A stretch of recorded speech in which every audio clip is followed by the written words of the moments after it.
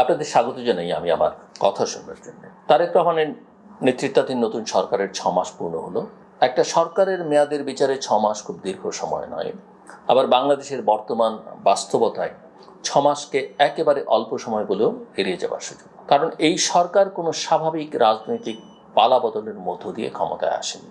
জুলাই গণঅভ্যুত্থান, দীর্ঘ কর্তৃত্ববাদী শাসনের অবসান, একটি অন্তর্বর্তীকালীন পর্ব এবং বহুল প্রত্যাশিত নির্বাচনের পর বিপুল জনসমর্থন নিয়ে বাংলাদেশ জাতীয়তাবাদী দল বিএনপি সরকার গঠন করেছে। ফলে এই সরকারের কাছে মানুষের প্রত্যাশাও কোনো সাধারণ সরকারের তুলনায়, যে কোনো সাধারণ সরকারের তুলনায় অনেক অনেক অনেক বেশি। বাংলাদেশের মানুষ শুধু সরকার বদল চায়নি, শাসনের ধরন বদল চেয়েছে। শুধু নতুন প্রধানমন্ত্রী বা নতুন মন্ত্রী দেখতে চায়নি। পুরনো রাজনৈতিক সংস্কৃতি, প্রশাসনিক ঔদ্ধত্য, দলীয় দখলদারি, দুর্নীতি, চাঁদাবাজি, বিচারহীনতা এবং জবাবদিহিহীন ক্ষমতার অবসান চেয়েছে। সেই বিশাল প্রত্যাশার বিপরীতে 6 মাসের অর্জন ও সীমাবদ্ধতা বিচার করলে একটি মিশ্র ছবি সামনে আসে। কোথাও আশা আছে, কোথাও উদ্যোগ আছে, কোথাও ব্যক্তিগত উদাহরণ আছে, কিন্তু রাষ্ট্রীয় প্রতিষ্ঠান, অর্থনীতি, প্রশাসন এবং রাজনৈতিক সংস্কৃতির গভীরে প্রত্যাশিত পরিবর্তনের গতিটা আনফর্চুনেটলি এখনো স্পষ্ট নয়। সরকারের প্রথম 6 মাসের সবচেয়ে দৃশ্যমান বিষয় নিঃসন্দেহে, আমার সঙ্গে সবাই একমত হবেন, প্রধানমন্ত্রী তারেক রহমানের কর্মতৎপরতা। দীর্ঘ সময় দেশের বাইরে থাকার পর তিনি যখন রাষ্ট্র পরিচালনার দায়িত্ব নেন, তখন তাকে ঘিরে মানুষের নানা রকমের কৌতূহল ছিল। বিগত দিনগুলোতে, বছরগুলোতে রাজনৈতিক প্রতিপক্ষের তৈরি নানা প্রচারণা, অতীতের বিতর্ক এবং নিজের দলের ভেতরের প্রত্যাশা সব মিলিয়ে তার সামনে কাজটি সহজ ছিল না। কিন্তু দায়িত্ব নেওয়ার পর তিনি ব্যক্তিগত জীবনযাপন, প্রোটোকল, সরকারি ব্যয়, সময়ানুবর্তিতা এবং মানুষের কাছে যাবার ক্ষেত্রে কিছু ব্যতিক্রমী দৃষ্টান্ত স্থাপনের চেষ্টা করেছেন। দল মত নির্বিশেষে সবাই সেটা পছন্দ করেছেন এবং তার জন্য সবাই তাকে সাধুবাদও দিচ্ছেন।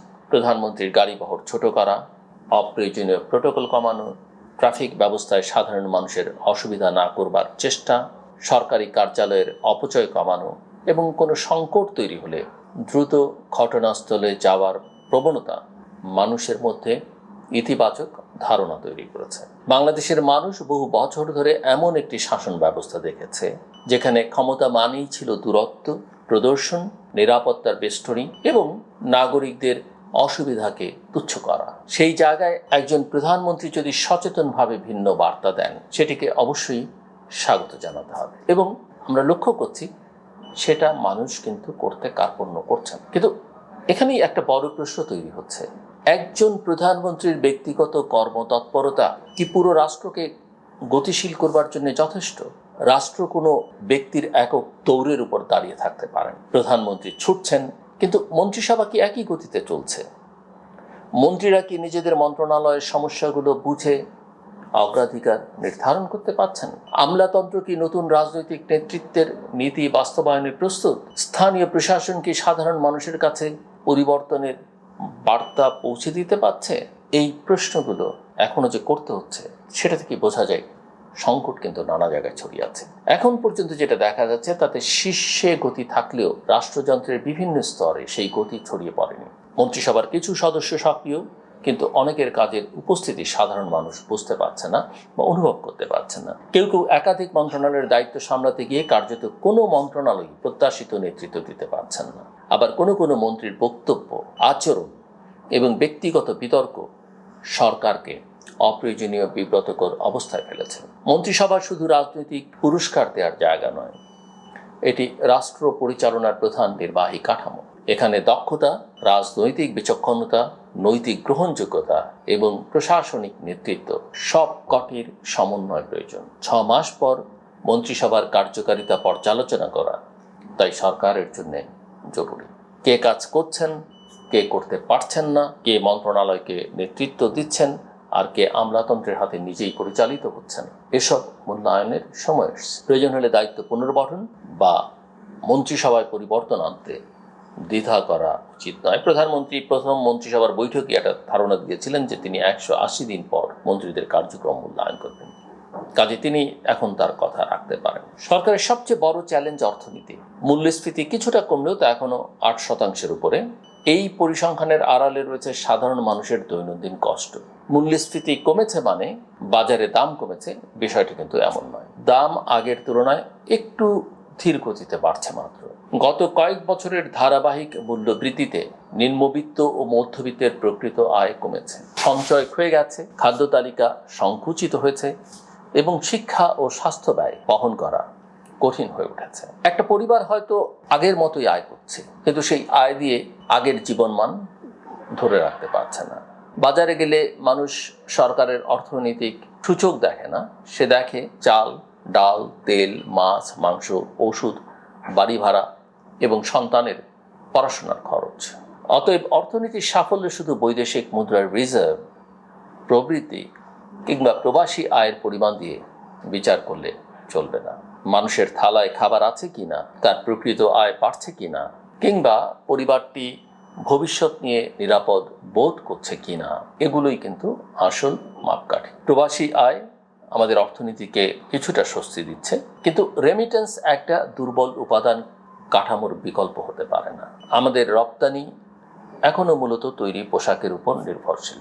রপ্তানি বৈচিত্র্য, নতুন শিল্প, প্রযুক্তি নির্ভর সেবা এবং দক্ষ জনশক্তি তৈরিতে কাঙ্ক্ষিত অগ্রগতি নেই। দেশি উদ্যোক্তারা যখন নতুন বিনিয়োগ নিয়ে সংশয় থাকেন, তখন বিদেশি বিনিয়োগকারীদের শুধু সম্মেলন বা ভিজিটে নিয়ে এসে বিজ্ঞাপন বা প্রতিশ্রুতি দিয়ে আকৃষ্ট করা সম্ভব নয়। বিনিয়োগের মূল সমস্যা এখন আস্থার। উদ্যোক্তা জানতে চান তিনি সময় মতো গ্যাস পাবেন কিনা, বিদ্যুৎ থাকবে কিনা, ঋণের সুদ কত হবে, বৈদেশিক মুদ্রা পাওয়া যাবে কিনা, কর ও শুল্ক নীতির আকস্মিক পরিবর্তন হবে কিনা এবং সরকারি অনুমোদনের জন্য তাকে কতটি দপ্তরে ঘুরতে হবে, কত দিন ঘুরতে হবে, কত মাস, কত বছর ঘুরতে হবে।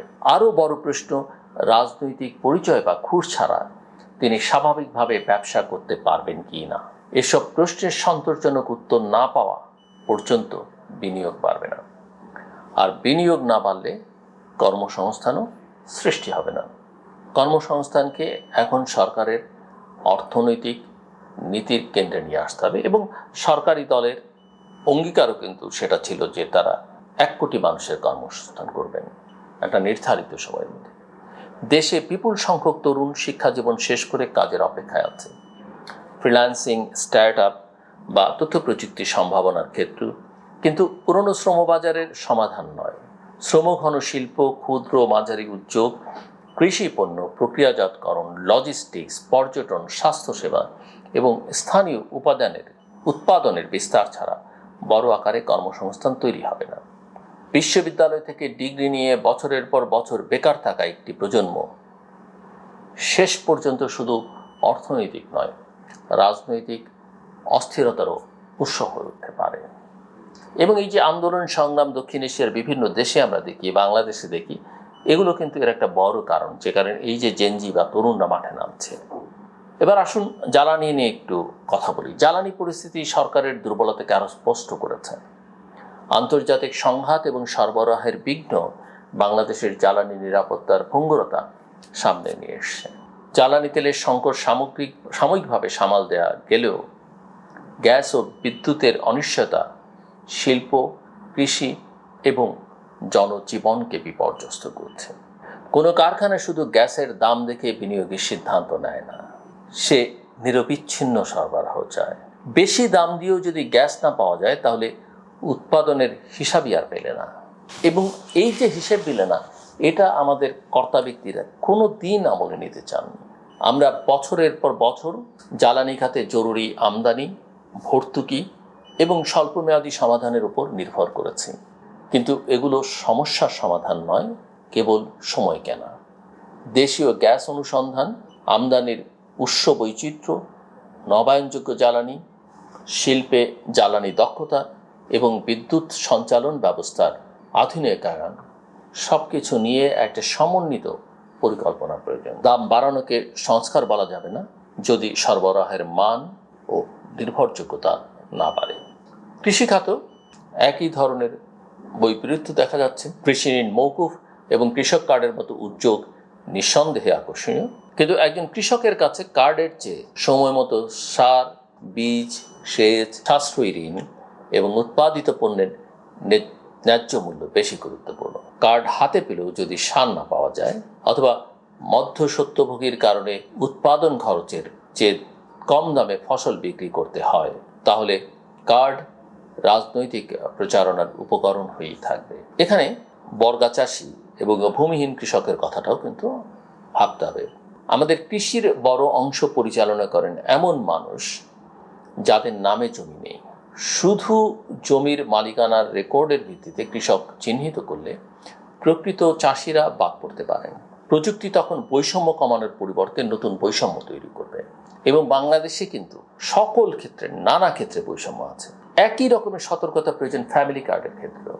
সামাজিক সুরক্ষার কর্মসূচিগুলোকে একটি সমন্বিত ব্যবস্থায় আনা এবং নারীর হাতে সরাসরি সহায়তা পৌঁছে দেওয়ার ধারণা ইতিবাচক, কিন্তু উপকারভোগী নির্বাচন যদি স্থানীয় রাজনৈতিক নেতাদের নিয়ন্ত্রণে চলে যায়, তাহলে ভালো উদ্যোগটিও দলীয় আনুগত্য কেনার ব্যবস্থায় পরিণত হতে পারে। কে দরিদ্র, কে বাদ পড়লেন, কে একাধিক সুবিধা নিচ্ছেন এবং ভুল নির্বাচন হলে কোথায় অভিযোগ করা যাবে, এসবের স্বচ্ছ ব্যবস্থা থাকতে হবে। যদিও বলা হচ্ছে যে ফ্যামিলি কার্ড প্রায় ধীরে ধীরে সবাই পাবেন, কিন্তু প্রথম দিকে এই বিতর্কগুলো উঠতে থাকলে সরকারের জন্য সেটা খুব একটা স্বস্তিকর হবে না বা কল্যাণকর হবে না। বাংলাদেশে অতীতে সামাজিক নিরাপত্তার তালিকা নিয়ে অনেক অনিয়ম হয়েছে। মৃত ব্যক্তি ভাতা পেয়েছেন, সচ্ছল মানুষ দরিদ্রের তালিকায় ঢুকেছেন, আবার প্রকৃত অসহায় মানুষ বাদ পড়েছেন। নতুন সরকার যদি পুরনো পদ্ধতিতে শুধু নতুন নামের কার্ড চালু করে, তাহলে কাঠামোগত পরিবর্তন হবে না। সামাজিক সুরক্ষাকে দলীয় অনুগ্রহ নয়, নাগরিকের অধিকার হিসেবে প্রতিষ্ঠা করতে হবে। আর শুধু সামাজিক রক্ষা দিয়েও একটা দেশ কিন্তু এগিয়ে যেতে পারে না। ব্যাংক খাত সরকারের সামনে আরেকটি বিস্ফোরণমুখ সমস্যা। দীর্ঘদিন ধরে প্রভাবশালী ঋণ গ্রহীতাদের সুবিধা, রাজনৈতিক বিবেচনায় ঋণ, পুনঃ তফসিল এবং দুর্বল তদারকির কারণে কিছু ব্যাংক গভীর সংকটে পড়েছে। এই ক্ষতি শেষ পর্যন্ত জনগণের অর্থ দিয়ে পূরণ করা হলে সেটি হবে দ্বিগুণ অন্যায়। প্রথমে একটি গোষ্ঠী অর্থ লুট করবে, এরপর সেই ক্ষতি পূরণে সাধারণ করদাতার টাকা ব্যবহার করা হবে। এই ব্যবস্থা চলতে পারে না, একদমই চলতে পারে না, চলতে দেয়া উচিত নয়।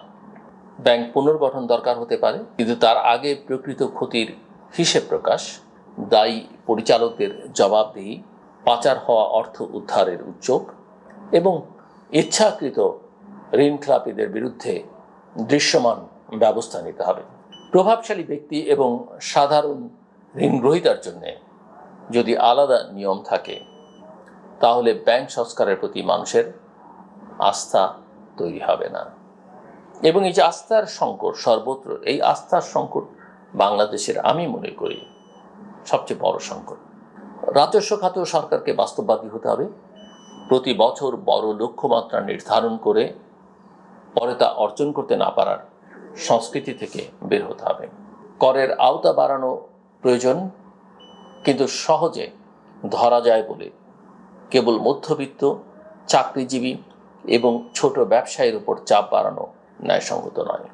বড় কর ফাঁকিবাজ, অঘোষিত সম্পদের মালিক, উচ্চ আয়ের পেশাজীবী এবং রাজনৈতিকভাবে প্রভাবশালী গোষ্ঠীর জন্য একই নিয়ম প্রয়োগ করতে হবে।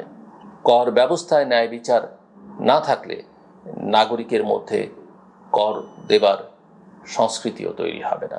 যারা কর আদায় করতে চান, কর আদায় প্রক্রিয়ার সঙ্গে যুক্ত, তাদের জনবান্ধব হতে হবে, মানুষের সঙ্গে ফ্রেন্ডলি আচরণ করতে হবে, যেটা অনেক সময় করা হয় না।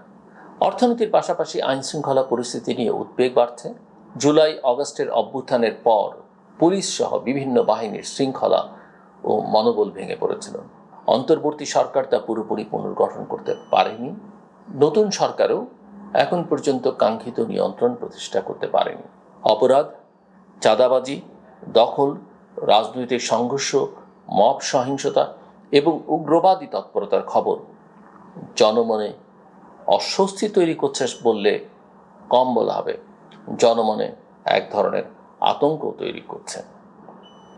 কাউকে অপছন্দ হলেই একটা পরিচয় দিয়ে হামলা করা, প্রতিষ্ঠান ঘেরাও করা কিংবা আইন নিজের হাতে তুলে নেবার সংস্কৃতি কোনো গণতান্ত্রিক রাষ্ট্রে গ্রহণযোগ্য হতে পারে না। আওয়ামী লীগ সরকারের আমলে ভিন্নমত দমনে রাষ্ট্রীয় শক্তি ব্যবহৃত হয়েছে। এখন যদি রাষ্ট্রের জায়গা নেয় মব, তাহলে নাগরিকের নিরাপত্তা কোথায়? দমনমূলক রাষ্ট্র এবং নিয়ন্ত্রণহীন জনতা দুটোই আইনের শাসনের বিপরীত, আইনের শাসনের একেবারেই পরিপন্থী। সরকারি দলের তৃণমূলের কিছু নেতাকর্মীর বিরুদ্ধে চাঁদাবাজি, দখল এবং প্রভাব বিস্তারের অভিযোগও গুরুত্বের সঙ্গে দেখতে হবে। দীর্ঘদিন ক্ষমতার বাইরে থাকা একটা দলের নেতাকর্মীদের মধ্যে ক্ষমতাকে দ্রুত ব্যক্তিগত সুবিধায় রূপান্তরের প্রবণতা তৈরি হতে পারে, কিন্তু এক্ষেত্রে ছাড় দেবার কোনো সুযোগ নেই। সরকারি দলের পরিচয় অপরাধীর রক্ষা কবচ যদি হয়, সরকারের নৈতিক কর্তৃত্ব খুব দ্রুত ক্ষয়ে যায়, এবং সরকারের নৈতিক কর্তৃত্ব ক্ষয়ে গেলে সেই সরকার ধীরে ধীরে জনগণ থেকে বিচ্ছিন্ন হতে থাকে।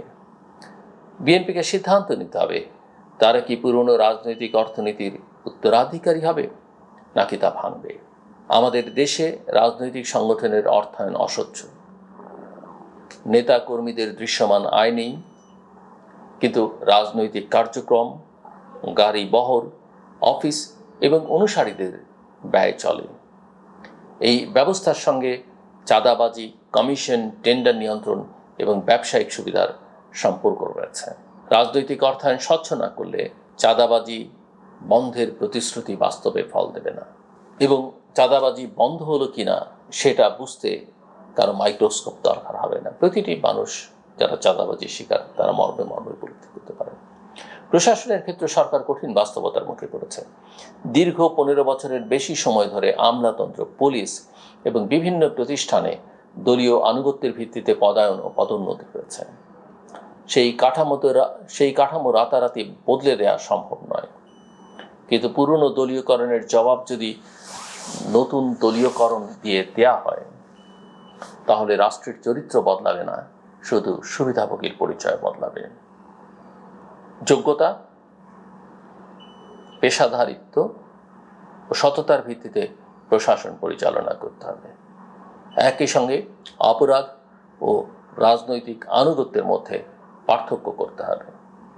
আগের সরকারের আমলে কোনো পদে থাকা মানেই কেউ অপরাধী নন।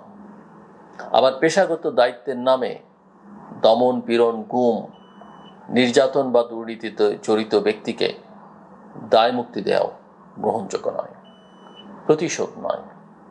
প্রমাণ ভিত্তিক জবাবদিহি প্রয়োজন। আমি আমার আলোচনা শেষ করে আনতে চাইছি। সংস্কারের প্রশ্নটা একটু আলোচনা হওয়া দরকার। সংস্কারের প্রশ্নে সরকারের সামনে সবচেয়ে বড় পরীক্ষা এখনো বাকি।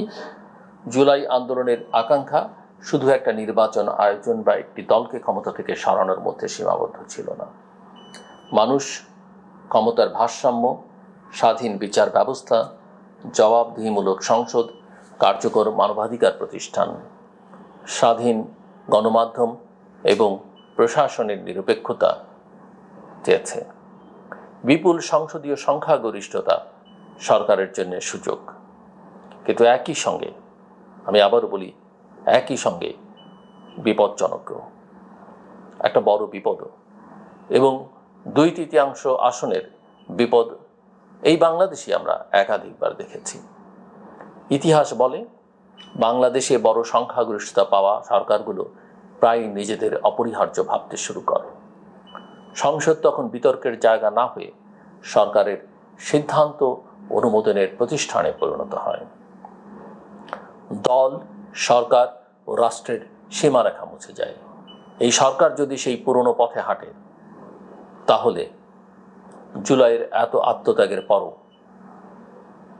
আমরা কেবল ক্ষমতার মালিকানা বদলাবো, রাষ্ট্রের চরিত্র বদলাতে পারব না। আর রাষ্ট্রের চরিত্র না বদলালে আমাদের কোনো সমস্যার সমাধান আমরা দীর্ঘমেয়াদে করতে পারব না। সংবিধান সংস্কার ও জুলাই সনদ বাস্তবায়নের ক্ষেত্রে শুধু সংখ্যাগরিষ্ঠতার জোরে সিদ্ধান্ত নিলে চলবে না। বিরোধীদের সব দাবি গ্রহণ করা সরকারের দায়িত্ব নয়, কিন্তু তাদের মতামত শোনা, সংসদীয় প্রক্রিয়া কার্যকর রাখা এবং জাতীয় গুরুত্বপূর্ণ প্রশ্নে সর্বোচ্চ ঐকমত্য খোঁজা সরকারের রাজনৈতিক দায়িত্ব। বিরোধী দলকেও আন্দোলনের নামে ক্রমাগত সংঘাত সৃষ্টির পরিবর্তে সংসদ, কমিটি এবং জনপরিসরে দায়িত্বশীল ভূমিকা নিতে হবে। অনেক ক্ষেত্রেই সেটা অনুপস্থিত দেখা যায়। ভারতের সঙ্গে সম্পর্ক, সীমান্ত হত্যা, পানি বন্টন, বাণিজ্য, ট্রানজিট এবং শেখ হাসিনার অবস্থান নিয়ে নতুন সরকারের সামনে জটিল কূটনৈতিক সমীকরণ রয়েছে। একই সঙ্গে চীন, যুক্তরাষ্ট্র, ইউরোপীয় ইউনিয়ন, মধ্যপ্রাচ্য এবং দক্ষিণ পূর্ব এশিয়ার সঙ্গে সম্পর্ক ভারসাম্য প্রয়োজন।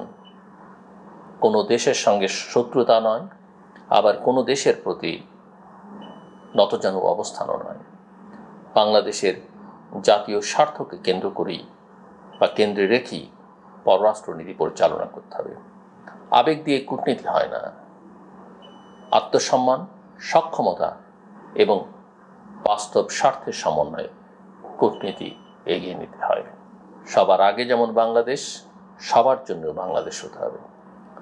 নতুন সরকারের প্রথম 6 মাসে ভালো উদ্যোগ আছে, কিন্তু ভালো উদ্যোগ আর ভালো শাসন এক বিষয় নয়। ভালো শাসনের জন্যে উদ্যোগকে প্রতিষ্ঠানে রূপ দিতে হয়, নিয়মকে সবার জন্যে সমান করতে হয় এবং ফলাফল মানুষের জীবনে পৌঁছে দিতে হয়। একজন প্রধানমন্ত্রী সৎ, পরিশ্রমী ও মিতব্যয়ী হলেই পুরো সরকার সৎ ও কার্যকর হয় না, বা পুরো সরকার সৎ ও কার্যকর হয়ে যায় না। তার চারপাশের মানুষ, মন্ত্রিসভা, দল, প্রশাসন এবং স্থানীয় নেতৃত্বকেও একই মানদণ্ডে আনতে হবে। একদিনে সেটা হবে তা বলা যাবে না, কিন্তু সেই চেষ্টাটা থাকতে হবে এবং সেই লক্ষণটা দেখতে পারতে হবে। সরকারের তথাকথিত হানিমুন পিরিয়ড এখন শেষ। অতীতের ধ্বংসস্তূপের কথা সত্য, আন্তর্জাতিক সংকটের কথাও সত্য, কিন্তু অতীতের ব্যর্থতা বর্তমানের জন্য অনির্দিষ্টকালের অজুহাত হতে পারে না। মানুষ সরকারকে কিছুটা সময় দিতে প্রস্তুত, কিন্তু সেই সময়ের বিনিময়ে তারা একটি পরিষ্কার পথনকশা বা ইংরেজিতে যেটা আমরা বলতে অভ্যস্ত রোডম্যাপ দেখতে চায়। আগামী 6 মাসে সরকারের অগ্রাধিকার ছোট, স্পষ্ট এবং পরিমাপযোগ্য হওয়া উচিত।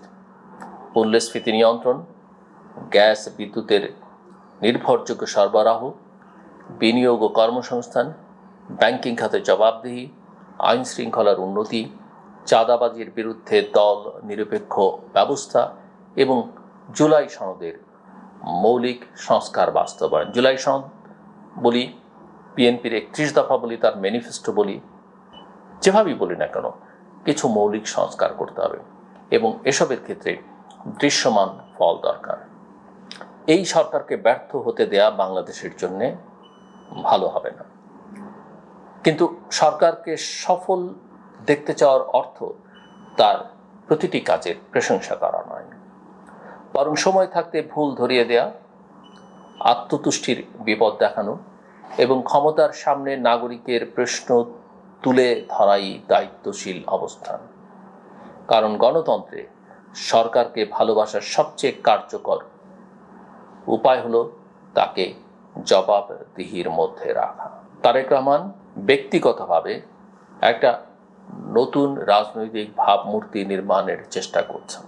এখন তার সবচেয়ে বড় কাজ নিজের গতিকে রাষ্ট্রের গতিতে রূপান্তর করা, ব্যক্তিগত দৃষ্টান্তকে প্রাতিষ্ঠানিক সংস্কৃতিতে পরিণত করা, নিজের দলের লোকের অপরাধের বিরুদ্ধে প্রতিপক্ষের অপরাধের চেয়েও কঠোর হওয়া, আর বড় সংখ্যাগরিষ্ঠতাকে ক্ষমতার লাইসেন্স না ভেবে ইতিহাস বদলানোর সুযোগ হিসেবে গ্রহণ করা। 6 মাসের শেষে তাই চূড়ান্ত রায় দেবার সময় আসেনি, তবে সতর্ক বার্তা দেবার সময় অবশ্যই এসেছে। সরকারের যাত্রা শুরু হয়েছে আশা দিয়ে, কিন্তু সেই আশা টিকিয়ে রাখতে এখন প্রয়োজন ফলাফল। শীর্ষে গতি দেখা যাচ্ছে, এখন রাষ্ট্রযন্ত্রকে দাঁড়াতে হবে, কারণ মানুষ আর শুধু একজন কর্মঠ প্রধানমন্ত্রী দেখতে চায় না। মানুষ একটি কর্মক্ষম, ন্যায়ভিত্তিক এবং জবাবদিহিমূলক রাষ্ট্র দেখতে চায়। এবং প্রধানমন্ত্রী নিজেকে যেভাবে তুলে ধরছেন, আমি বিশ্বাস করি মানুষের এই চাওয়াই তার কাছে সবচেয়ে বেশি গুরুত্বপূর্ণ। আমার কথা শুনবার জন্য আপনাদের অসংখ্য ধন্যবাদ। আপনাদের সবার জন্য শুভকামনা।